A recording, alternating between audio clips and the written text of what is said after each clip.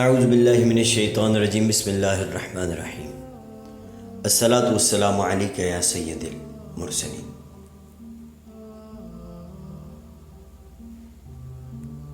سامعین کرام السلام علیکم۔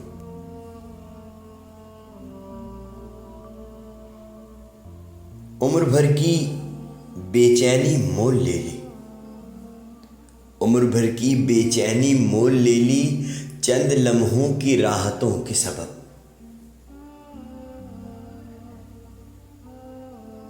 بڑا سیلاب آ گیا صاحب، بڑا سیلاب آ گیا صاحب، حالیہ برسی بارشوں کے سبب، حالیہ برسی بارشوں کے سبب۔ میں صرف ایک چھوٹی سی بات عرض کرنے کے لیے آپ تمام دوستوں سے مخاطب ہوں۔ بات صرف اتنی سی ہے کہ حالیہ برسی بارشوں کے بعد جو سیلابی صورتحال ملک پاکستان کی بہت سے صوبوں میں اس وقت موجود ہے، جہاں ہزاروں کی تعداد میں لوگ بے گھر ہو چکے ہیں، گھر تباہ ہو چکے ہیں، لوگ سڑکوں پر آ گئے ہیں اور مزید صورتحال بگڑتی چلی جا رہی ہے۔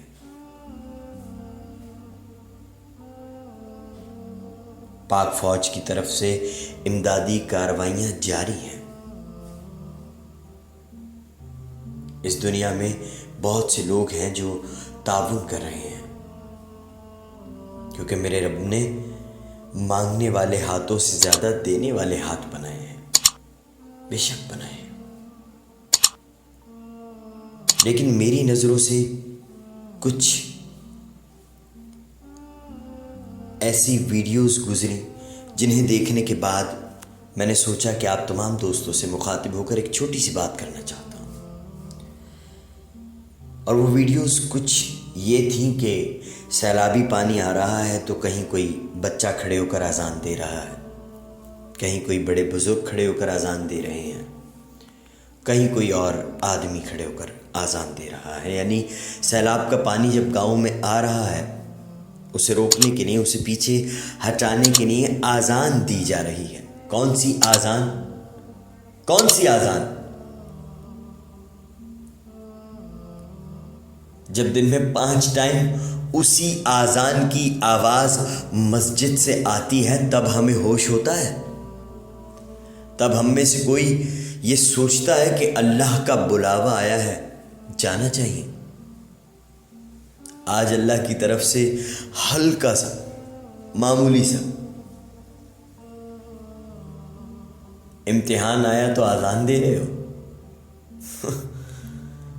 میں اپنے آپ سمیت ہم سب سے کہتا ہوں کہ ذرا گریبانوں میں جھانکنا چاہیے کہ وہ اذان جو آج پانی کو پیچھے کرنے کے لیے، سیلاب کو دور کرنے کے لیے، سیلاب کی تباہ کاریوں سے بچنے کے لیے دی جا رہی ہے، وہ اذان دن میں 5 بار جب مؤذن دے رہا ہوتا ہے مسجد سے، تب اللہ کی رحمت بلا رہی ہوتی ہے، ہم جاتے ہیں؟ نہیں جاتے۔ اور جب اللہ پاک کوئی قدرتی آفت صرف ہلکی سی بھیجتا ہے ہمیں جھنجھوڑنے کے لیے، ہماری روح کو جھنجھوڑنے کے لیے، تو ہم اذانیں دینا شروع کر دیتے ہیں۔ اور جب اذان کی آواز 5 وقت مسجد سے آتی ہے تو ہمیں مسجد میں جانے کا ہوش نہیں ہوتا۔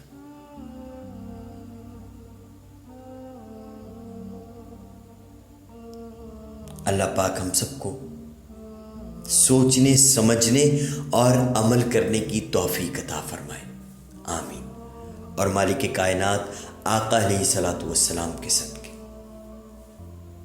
اس مصیبت سے ہم سب کو محفوظ فرمائے، اور جو لوگ اس سیلابی صورتحال سے پریشان ہیں، اللہ پاک ان کی غیب سے مدد فرمائے، اللہ پاک ان سب کو اپنے حفظ و امان میں رکھے۔ جتنے گھر برباد ہوئے میرا مالک وہ تمام گھر آباد کرے، آمین۔ اور ایک بات کہنا چاہتا ہوں، اللہ کی عزت کی قسم، اگر اللہ کے گھر کو آباد نہ رکھا تو یاد رکھنا اسی طرح گھر برباد ہو جائیں گے.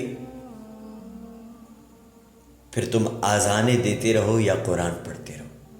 اگر اللہ کے گھر کو ویران رکھو گے تو گھر برباد ہوتے رہیں گے. میرے لفظوں میں کوئی تاثیر تو نہیں، لیکن شاید کہ تیرے دل میں اتر جائے میری بات.